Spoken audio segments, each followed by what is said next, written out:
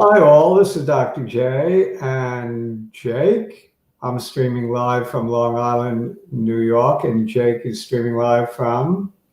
I'm soon live from Guadalupe, Colombia. What a view. Can you get out of the way so we could see the view? I Yeah, mean, it's phenomenal. a nice lake here. Yeah, That's good, some good rock, good river, good lake, up in the yeah, mountains.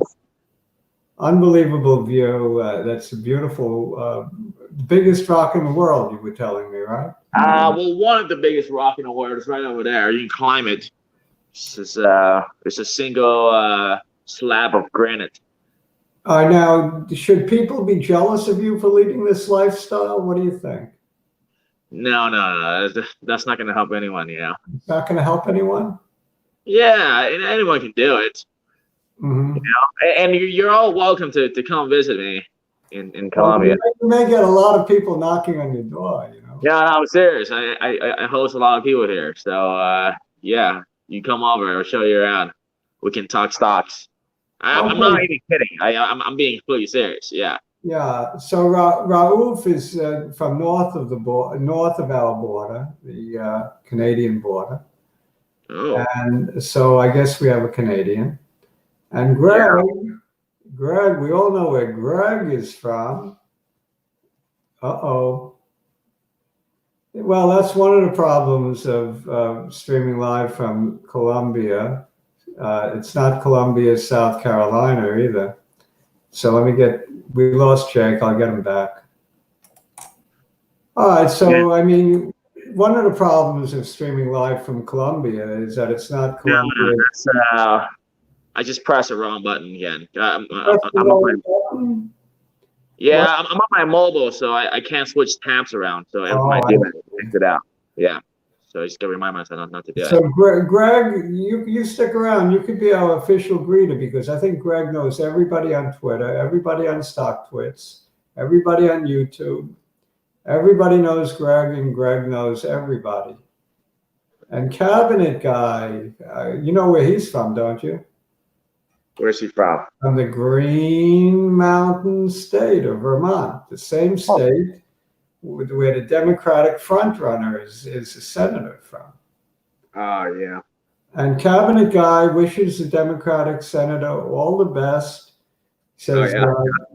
as long as he leaves the Senate, as long as he leaves Vermont, he's happy. Right, Cabinet Guy? Uh-oh. Jake seems to be pressing a lot of wrong buttons tonight. Cabinet Guy, I don't want to speak for you. What's your thoughts on Bernie? I don't want to speak for Cabinet Guy, so I asked him what his thoughts are on Bernie. Hmm. Norman from Florida. Hey, you got it good. Where are you? The Orlando area, north or south of that, east or west? We want to know the specifics. Are you on the Lauderdale area or the Tampa area? Or are you in the Panhandle? Family First Music Empire from South Florida via Pittsburgh, Pennsylvania. Go Pirates. Go Steelers. Go Penguins. Mm-hmm. Three of my favorite teams. Wink, wink, if you know what I mean. The Penguins were a dominant hockey team for a while. And I remember when Steelers under Terry Bradshaw was a dominant football team. And I remember when the Pirates, when they had Bonds and who's the other guy? Bonds and the guy that the Mets got eventually. Those two, when they came up as rookies, they had a dynamite team.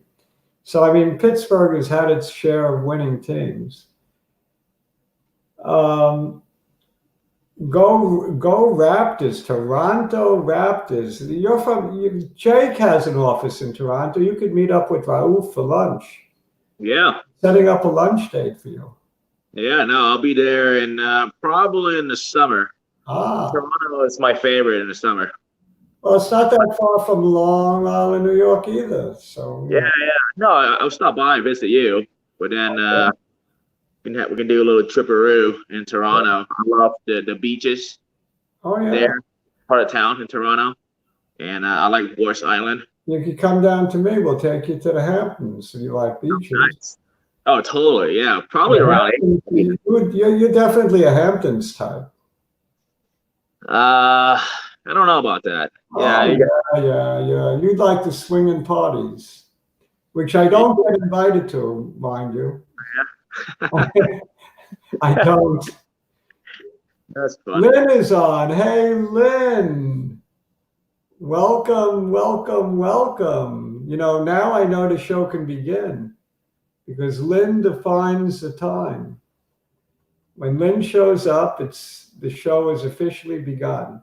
Oh, yeah. Yeah. So Lynn is never late, never early. I want you to know that. So what's new with you, Lynn? Thank you for your codx recommendation. Dr. J bought some. codx. I took a look at that chart. It got me dizzy, but I like the fundamentals. And I felt it's a good coronavirus play. And amongst other things, as Greg pointed out, they're into more than a coronavirus test kit. They have a lot of big pipeline.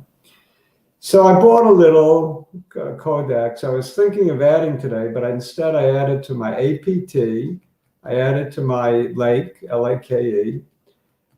And what other virus plays did I add? I didn't add INO. I thought about it, but I didn't. Yeah. I know we're in streets that the management is kind of sketchy. On INO, Dr. Kim? Yeah, Inovio, yeah. I mean, the way they dilute, it's just it just doesn't have the shareholder. You know, I think you think everybody's sketchy. Is that right? Or no, I don't. I think Dirk is solid. Do you think Dr. J is sketchy? No, you passed the sniff test, you know? I passed? Yeah, you passed the sniff test. I passed the sniff test. Don't sniff from too close. I can sniff you out from behind the monitor. Don't worry. All right. Lynn, good call. Your next play is I'm already in XXII. Too late, Lynn. XXII is a low nicotine cigarette play. And they're looking to get approval there's a certain approval the FDA gives for recognition as a low nicotine cigarette that could be useful for alternative smoking and even for breaking the smoking habit. It's called a minimal risk my mind is shot. MRTP, maybe, minimal risk tobacco product, something like that. Anyway, Dr. J likes XXII. Yeah. And not only that, they're also a pseudo marijuana play. What do you mean pseudo?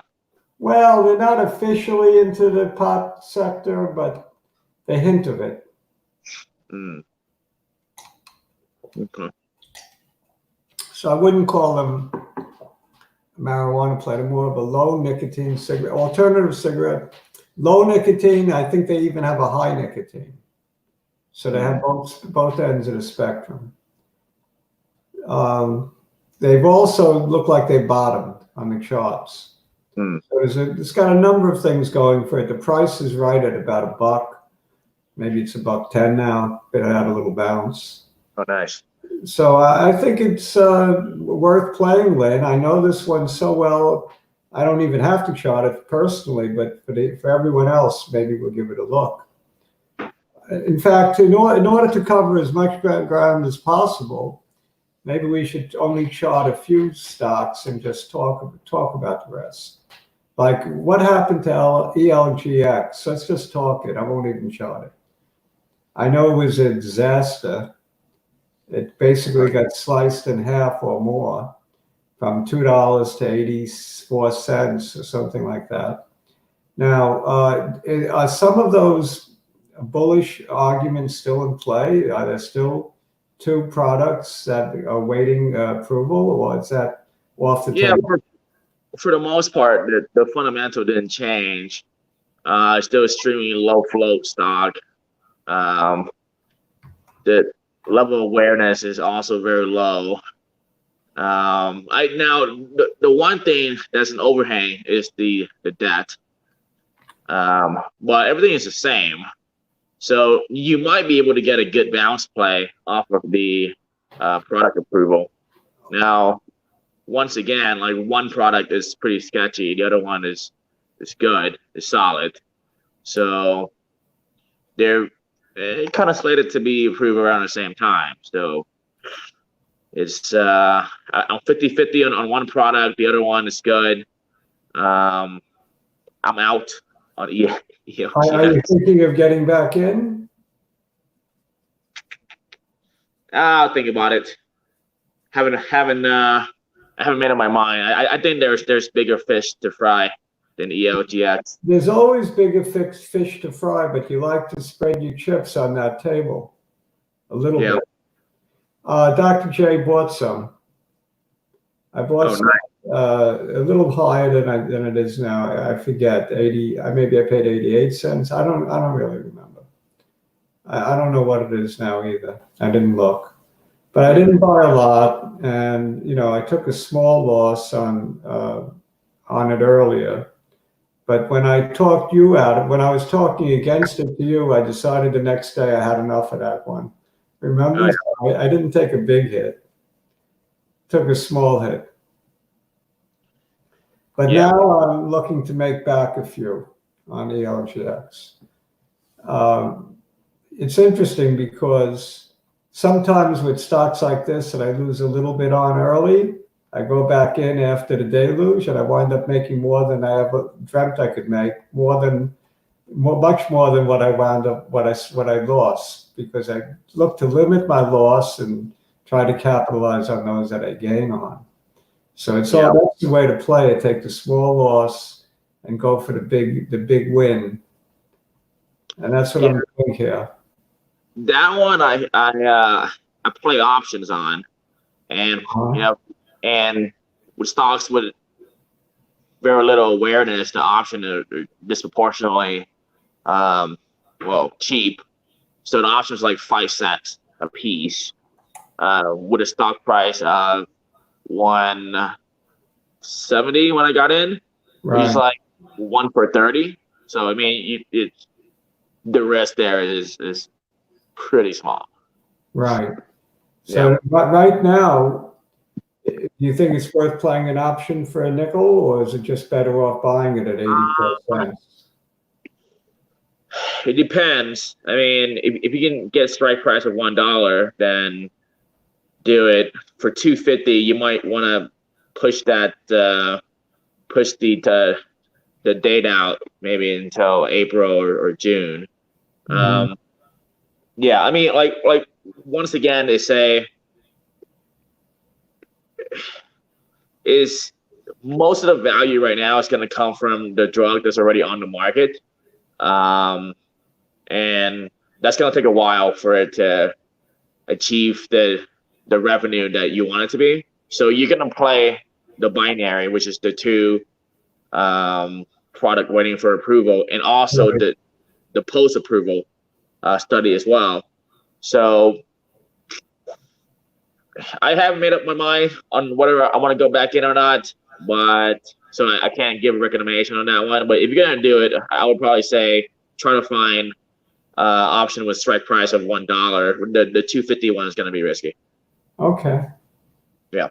Okay. My feeling is when a stock is under $1, just buy it. I'm not looking for the super leverage like you are. You're looking for the really big hit. I'm looking for a smaller hit.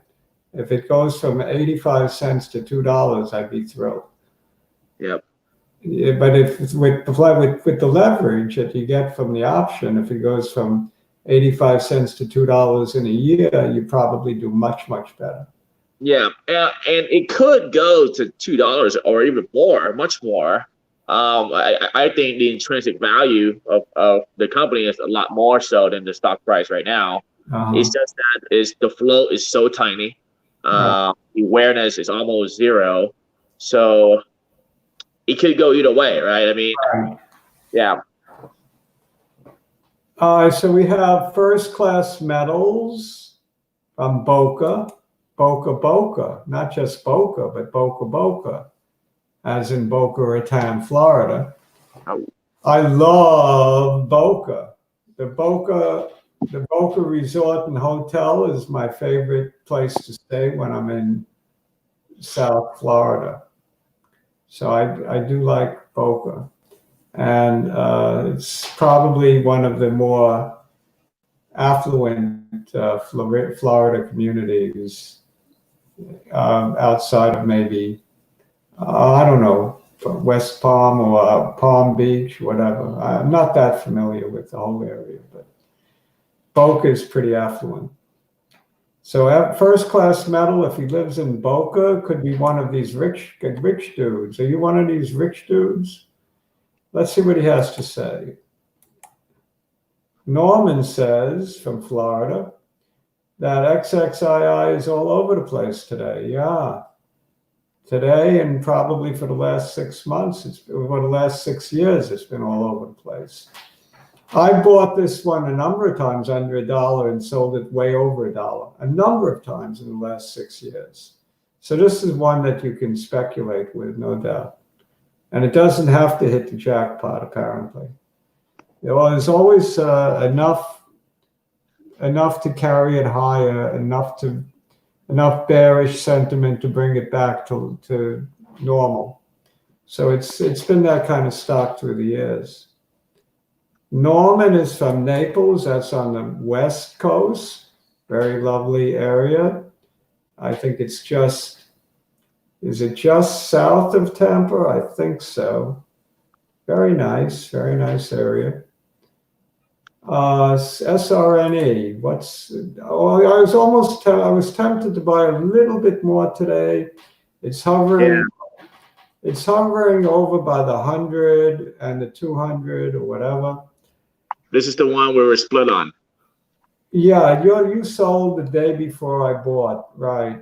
And it's been leveling off at about 281. You sold it at much higher, right? 350 or something. No, I think I sold it for like at 4 or something like that, or 3. Either low 4s or high 3s. Yeah, probably high 3s, because you say it was the day before I bought. I bought on a dip at about 350. So whatever. I'm down, but not that much because I've been averaging out on SRME. I didn't add today, but I'm watching it very carefully. I think the downside is limited. Of course, if they lose that lawsuit, there's a certain lawsuit that if they lose that, it'll take a big hit. So that's the big. Which one is that for again? What's the lawsuit for? I can't make out what you said because it was a little garbled. What's the lawsuit for? Not sure. Probably a patent dispute. I'm not sure. Sometimes I don't check the fundamentals as carefully as I should, but I know it's a pretty important lawsuit. And if they win it, it'll have some positive momentum. And this is the same one that you bought thinking that if $7 was offered once, maybe it would be offered again. But then you decided the management is a little sketchy, right? They pulled this before. Yeah, I think I bought this one for a binary play. There's an upcoming catalyst. I can't think of it off the top of my head. But yeah, I mean, I got lucky here because they got the buyout offer of $7, so it went from like 3 to like mid 4s, which is nice. But then I found out that this offer has been offered before, multiple times. Each time the company refusing to take the offer. Right. So I don't know. It seemed a little sketchy. Yeah. I mean, because any company can essentially say, "Hey, we have an offer on the table, right? And it's at $7, and we're going to think about it to raise the price." And by the way, they dilute too. So that, yeah, and the offer company is always like some obscure Chinese company. Uh-huh. Yeah. In other words, it could be for real or maybe not for real. Yeah. I mean, if I was a shady guy trying to pump the price of my bio company, I would probably do the same thing, which is get my buddy to say, "Hey, man, like, do you want to offer me a buyout at $7?" Yeah. Yeah, like just Well, pump the price 20%. They're also, interestingly enough, a coronavirus play now because they announced a partnership with a stem cell company that feels they can offer an alternative way to treat coronavirus cases, probably by reducing inflammation, which is what kills people. And that's what these stem cells tend to do. It's used to reduce the inflammation in the lungs. I'm guessing. I haven't really delved into hows and how this company is going to cure this disease, but that's in general my understanding of it. In general, stem cells reduce inflammation. All right, aemd is an interesting one that's still under suspension from trading. So I feel bad for all these traders that are holding the stock and can't cash in. They have an illiquid asset right now. And I don't know how bad the lies were. I don't know how bad the accusations are against management, but I hope that it starts trading again, even if it's at a lower number. Then I think it was $1.58 when it's suspended, I believe. And I would buy it, believe it or not, if it comes out under $1. Let's say it resumes trading tomorrow. I mean Monday at 79 cents. I made up a number. I would buy it because it is a very big coronavirus play. I believe, again, I wish somebody could fact check me on this, but I believe aemd, a company that, mind you, I've made fun of over the last year, laughing at the concept of a machine curing your viruses and your hepatitis and your rheumatoid arthritis and your HIV and whatever else you happen to be suffering from. It's like a kind of like a Star Trek machine, I was making fun of this concept of the hemopurifier, yet I believe it actually has been shown to reduce viral load. And I think it was either used or at least rumored to be used during the Ebola pandemic scare. So I think there's a history of it shooting up in past pandemic scares, Ebola and bird flu. So this one has been known to really shoot up during these kinds of scares. And I would give it a shot if you get a half price sale on it, assuming it comes back, All right, I just wanted to mention that. Yeah, we should probably talk about this coronavirus deal. I think last Friday or Thursday was probably the worst day of the coronavirus when China released the adjusted number that it came out and said, yeah, I don't know if you remember that. Basically said, hey, our numbers were actually a little lower than we announced. So here's what it really is. And the death rate, well, the number of deaths shot up 150 in one day. The number of infected shot up. But nothing really.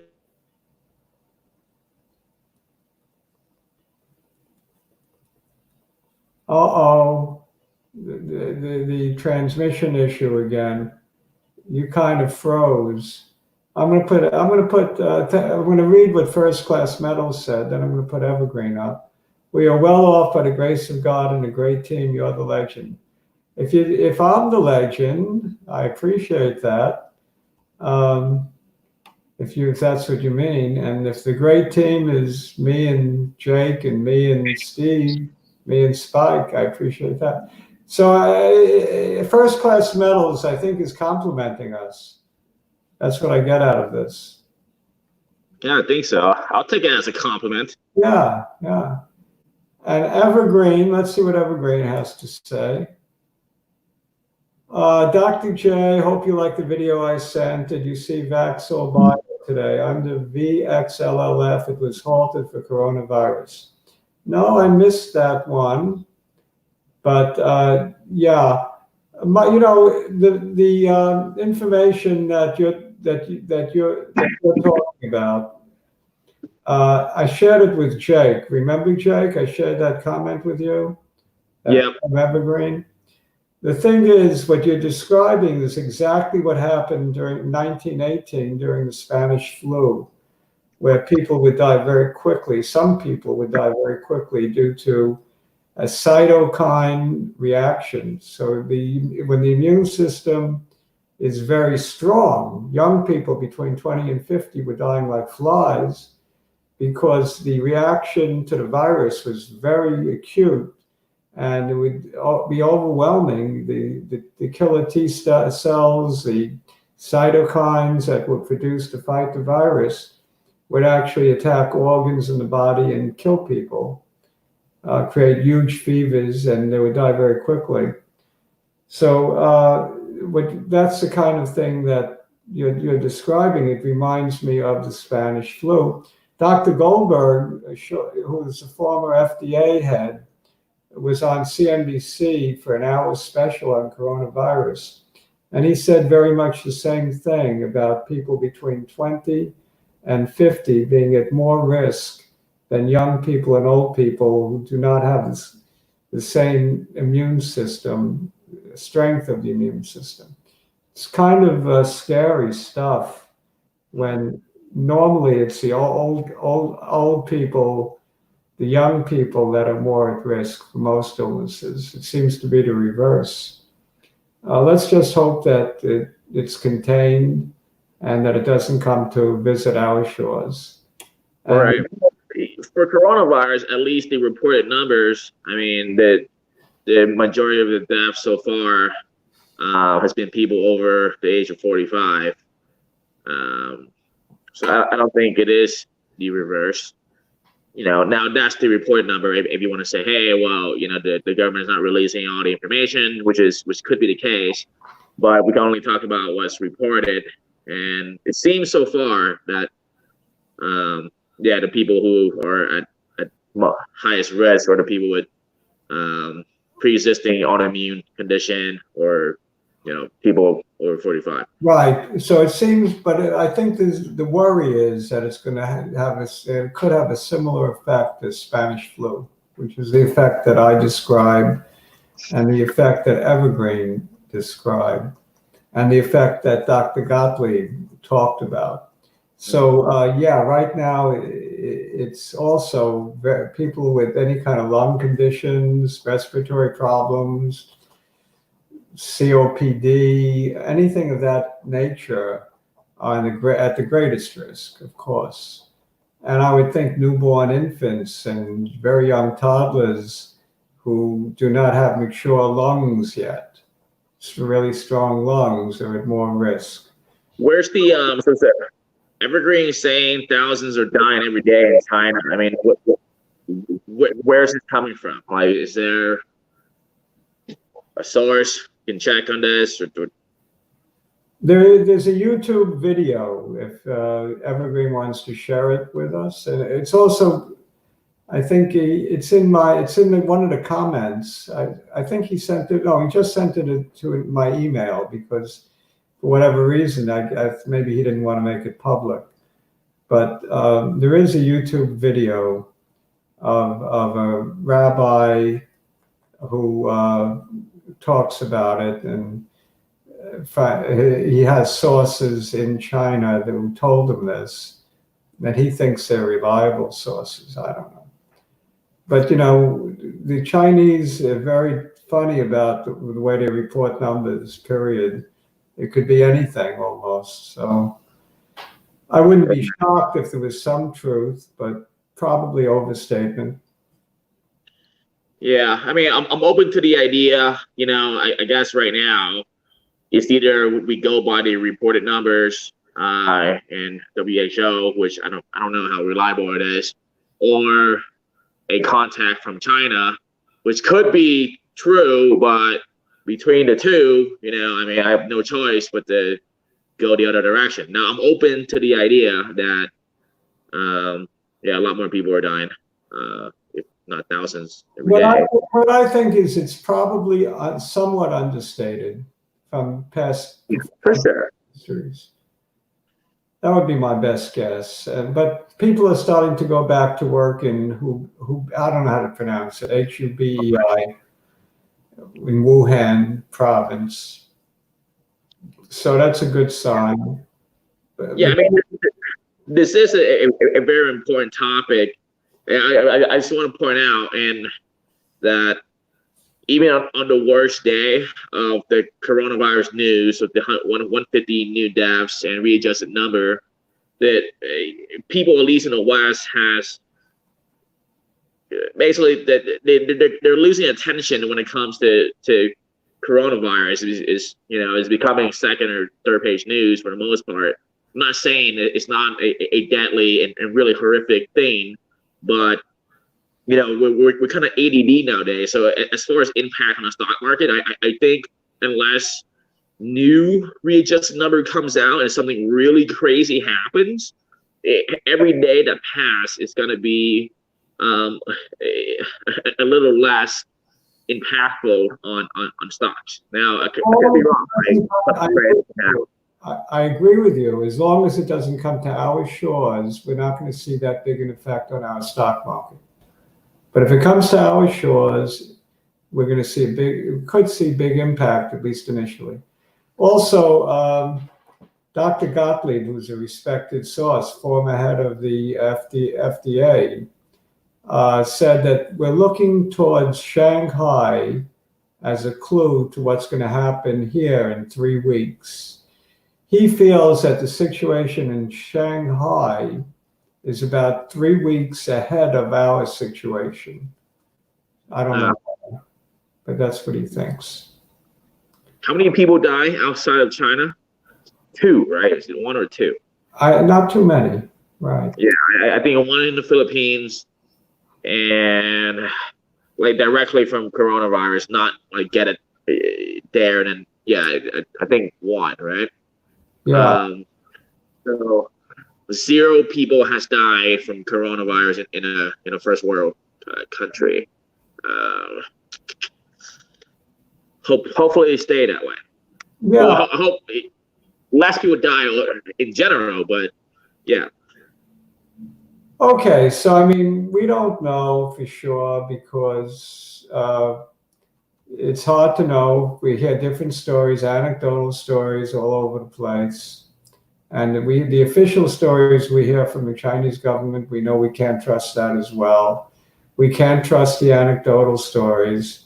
That's why I think Dr. Gottlieb said we'll have to look for evidence outside of China, like in Shanghai, right, where I suppose there's cases that have spread not just from people from Wuhan province, but from each other in the country.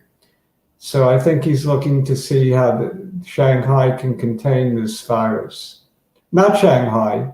Yes, Shanghai. I'm sorry. Yes. Yeah, China in general. Yeah. I think he said Shanghai. I believe that's what he said. Shanghai is 3 weeks ahead of us. Okay. So enough talk of coronavirus. What about the Democratic Party results? I was just going to say that, actually. It's a good segue. I was going to say, if you're a bio person, I think Sanders is a bigger threat to your pocket than the coronavirus. Right. And he seems to have emerged as a clear leader. Well, maybe not a clear leader, but as a leader.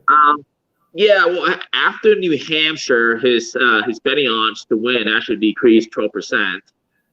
He's still the favorite to win the Democratic primary, but after, yeah, it definitely decreased. And I trust betting odds a lot more than I trust the polls. What are the odds on Sanders, Vegas odds? I forgot what it is. You might have to look at it for me. For some reason, I can't access betting on websites in Colombia. Okay. So you have to do it. Well, my guess is they probably have Bloomberg is not very big odds. And Mayor Pete Buttigieg has got to be small odds. I would say Warren became huge odds after losing New Hampshire the way she did. So she's really dropped a lot. Biden has had to have dropped a lot. So Mayor Pete probably moved up. Bernie, you say, moved down in the odds, right? He moved down a little bit, but he's still the favorite to win the primary.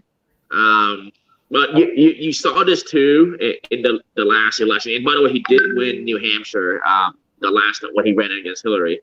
But he typically starts pretty strong, and then, well, at least the last time he did, and then as the race goes on, he kind of fades. Now, much of that may have to do with the Democratic Party wanting to screw him over.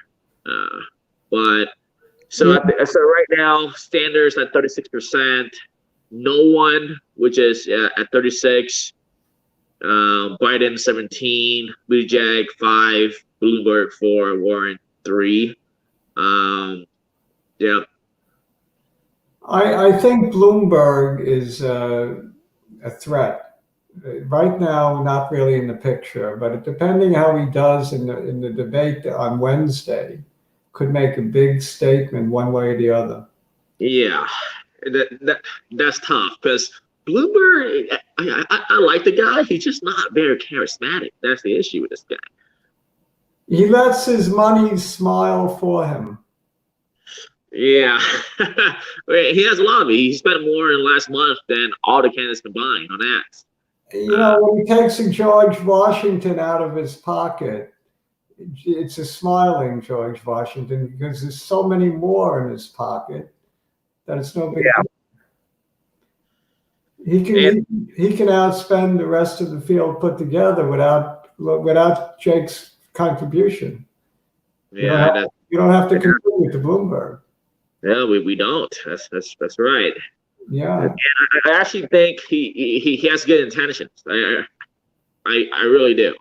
He's been an activist for the last 2 decades against the NRA and other things. I mean, he doesn't need to be, right? I mean, he's like 10 times richer than Trump. So he might be doing it because he thinks he can make a difference. However, I just don't think he's charismatic enough to win. Well, who in the Democratic field? Well, I think Bernie is charismatic, but he also has a lot of enemies, so that cancels his charisma. And Warren is charismatic, and look how far it got her. She's very bubbly, enthusiastic. I think. I don't know. You don't think charisma? I'll disagree with you on Warren being charismatic. I don't know. She seems so unlikable to me, especially with the Native American thing a year ago. That was just cringe, you know? Yeah. Oh, well, that was a mistake on her part. They all make mistakes. Yeah, she's just. Amy Klobuchar is anything but charismatic, in my opinion. No, not charismatic. Tulsi Gabbard is somewhat charismatic, actually. That's what's keeping her in the race, you know. She has, I think, 3% of the popular vote in the polls, something like that. It's still, without considering she's not been in a debate in a long time. She has a good shot against Trump, though. She's not a serious candidate. No. Yeah, I think the serious candidates that have a shot of winning this thing, winning the nomination, is Bernie. I'll still give Biden a chance pending South Carolina. and Nevada. So if he does well in South Carolina and Nevada, he's back in it. I think Warren has virtually no chance after the debacle in New Hampshire. But if you don't like Sanders, then you should root for Warren, because her base and Sanders' base are kind of the same. So the better she does, I mean, it's kind of dilute his voting base. So you want her to do well, but not good enough to win, right? If you're voting against Sanders. I think in terms of most Democrats, the number one thing on their minds is which one of the candidates can beat Trump. And of all the candidates I've seen on stage in the debates, I think the answer is none of them. No, and Bernie actually has a lower chance, in my opinion, at beating Trump.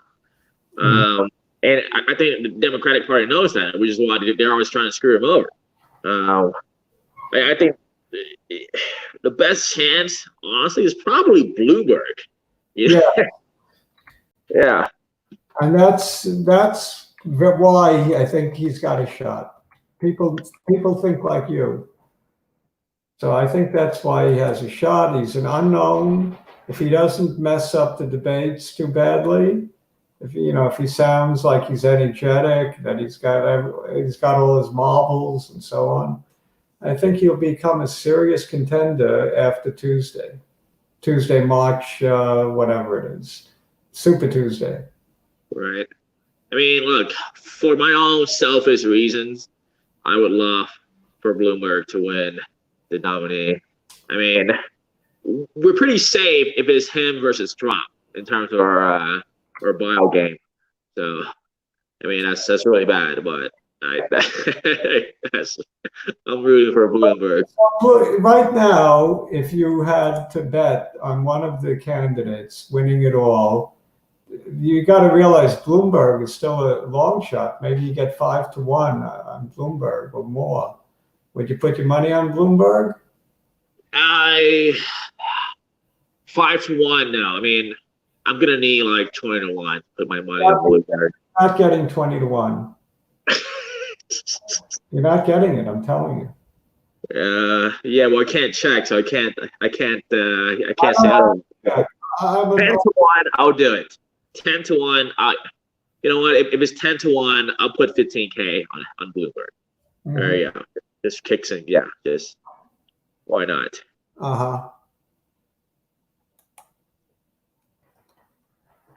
Well, that's very nice of you, Evergreen.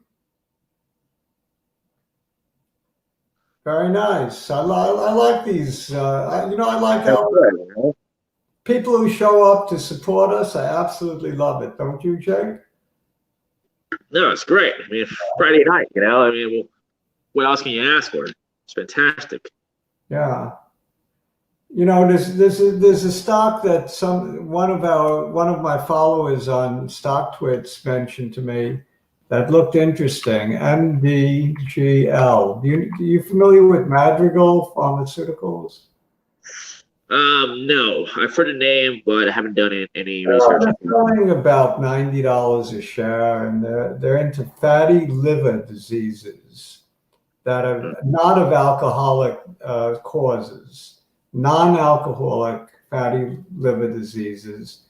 Apparently, there's an unmet need in this area, and they look like they have some interesting pipeline. I looked at it the other day, and the chart looked okay. But if we're not going to be charting too many things, I don't know if that's going to be one of them that we want to chart. I want to chart space because it's something I can brag about. I like to brag. Yeah, you did really well. Dr. J is a braggart. It's one of my faults. I don't have enough humility. So when I give a good one out, like space, I kind of, want to remind people that I mentioned it, that I bought it at $15.60. I also want to credit someone who pointed it out to me, which I didn't do yet. I'm going to mention the name of the, I think this is his name. I hope I got it right. The name of the StockTwits friend of mine who urged me actually to consider buying SPCE at $15 a share. Bad ride. That was some hell of a call. I looked at SPCE. I nearly jumped out of my chair. I got so excited. It looked to me like it had the next Tesla written all over it. So this is one I don't know. Do you? No, I do not. Yeah, I don't know that one. And I'm not sure we're going to have time today to look at it because time is just flying. And I wanted to look at the Dow and Amazon at least on the charts. Maybe you want to give me one, Jake, that you'd like to see charted? Yeah, you can look at now. For this one, I'm purely fundamentals, but check out aimt.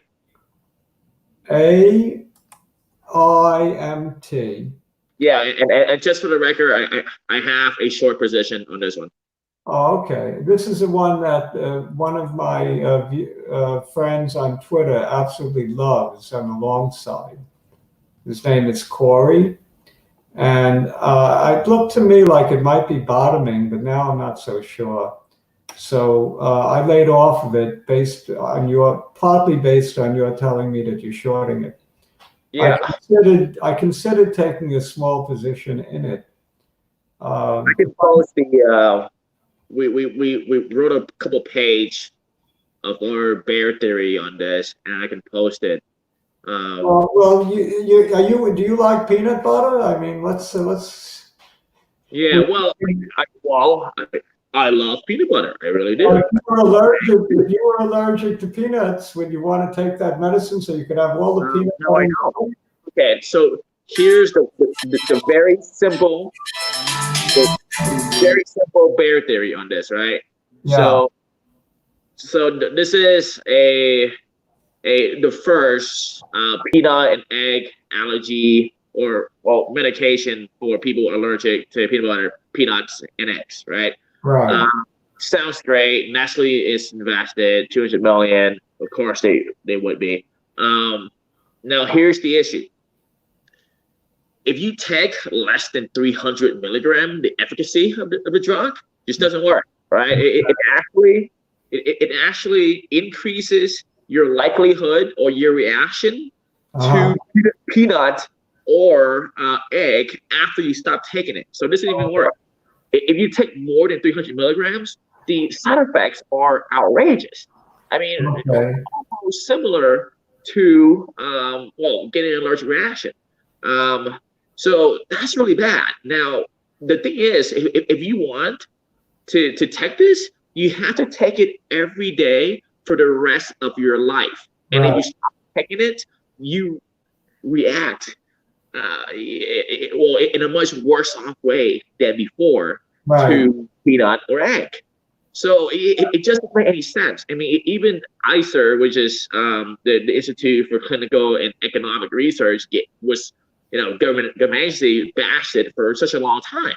I mean, so that's the first barrier. The second one is that when a drug gets approval, now they have to think about how to take it to market, and it's a shitty drug to take to market anyways. So I don't know. I mean, I feel like I'm on a crusade to run a bear campaign on this thing because it's just outrageous. All right. Well, I'm going to take a more neutral position because the company also has other drugs in the pipeline to fight other allergies. So they're interesting. And the results just aren't clear yet which way it's going to go. So I would not be bearish, but I would not be bullish based on your story. I wish you all the best on this bear bet, but I'm not, at this point, I would just lay off this particular stock. That's my feeling on it. neither bearish nor bullish, because you can make a bull argument for it as well. Just lay off the peanut butter if you're allergic. Yeah. I mean, I feel bad for all people who are allergic to peanuts and peanut butter. I'm not a peanut butter fan, but I'm a peanut fan. Peanut butter is too thick. It would always get stuck to the palate of my mouth. I never loved it. As a kid, I never ate it. But peanuts, I mean, you go to the ball game and you can't get peanuts. I feel bad. Yeah. I'm more of an almond butter kind of guy. So. I suppose there's always almond butter, but most of them that can't eat peanut butter can't eat almond butter either. Yeah, that's true. Nvax as a vaccine will be exposed to the FDA. It'll spike a vaccine for the virus, you mean, not for the allergies, right? Vaccine for the virus, coronavirus. Yeah, Novavax is in play, along with INO, along with APT, along with Lake. These stocks are in play, coronavirus plays. What else can we say? I just want to chart these two within the next 5 minutes so we could end on time. I want to end 7:35. We started at 6:05. I want this to be 1 hour in length every week, so that we don't do that 1 hour and 18 minutes, which even our best fans find it tough to sit through. 1 hour is, I think, a good length. So let's wind it up by doing a couple of stocks on the charts, and we'll come back and say adios. I like Brooklyn. Brooklyn told me adios. I don't know if that's well known. Is adios derived from adios, which is to God, or is that something Brooklyn came up with? Mm-hmm. So anyway, you think about that. Let me know the answer if you know it. All right, are we sharing screen yet? Now we are, right? Yep. My Zoom channel on the Dow to be more inclusive. I redrew it so that it goes all the way back to 8/2/2019. So with this new drawing, a new look at the Zoom channel, you can see that it's been in this Zoom channel since early August and continues to be in the Zoom channel. It's been a phenomenal bull run, and I think we're still melting up. I see no reason to think otherwise. David Rosenberg was on CNBC the other day, an Uber bear, and he was trying to make a bear argument for the economy and stock market, but I wasn't buying it. Neither was the other guest from Bank of America buying it. So I'm in the bull camp on the markets. And finally, let's end with Amazon. Yeah, and by the way, they always do, right? I mean, like you see bear articles every day for the market. I'm not saying that it can't happen, but fear and bad news get a lot more attention than good news and optimism. So that's what the media will pick up on, and these guys are smart, so they would do that. It's normal. It was a particularly strange contrast, because the current chief economist of Merrill Lynch was making the bull case for the economy, and the previous chief economist was making the bear case. So I thought it was sort of interesting, that perspective, human perspective. Anyway, let's do Amazon, right? Yeah. CNBC, it's still my favorite source for finance.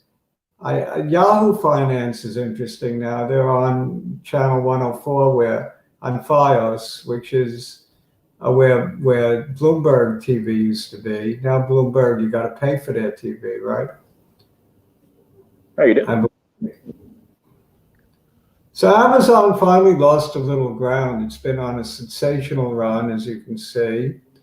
And I'm not even going to bother drawing lines on this one. Just take a look at it. It looks like it may have put in at least a short-term top at 21.85. So I would expect to pull back to the middle of this green bar here. So if you haven't entered Amazon yet, I know I always say it's always time to buy Amazon. But if you want to add to your position or haven't entered yet, I would wait at this point and see if I could get a little bit better entry, let's say between 21.35 and no, the close was 21.33.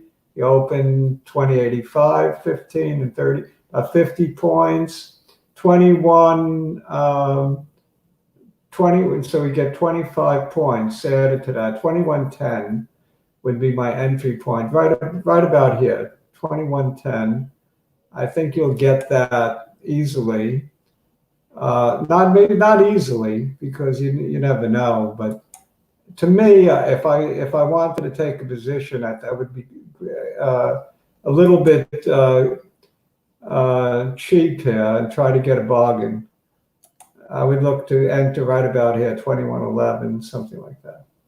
So that's just my suggestion. If you haven't yet bought Amazon, and you're looking to, you might get a little bit of a bargain here. Save yourself 25 points, $25 a share, which is not nothing. So that would be my suggestion. Look to be a little chintzy on where to enter, and hold this for your grandkids. So we're going to wind up now. We're going to say good night to everybody. I hope everybody enjoyed the show. Did you enjoy the show, Jake? Yeah, it was fun. Yeah, it's always fun.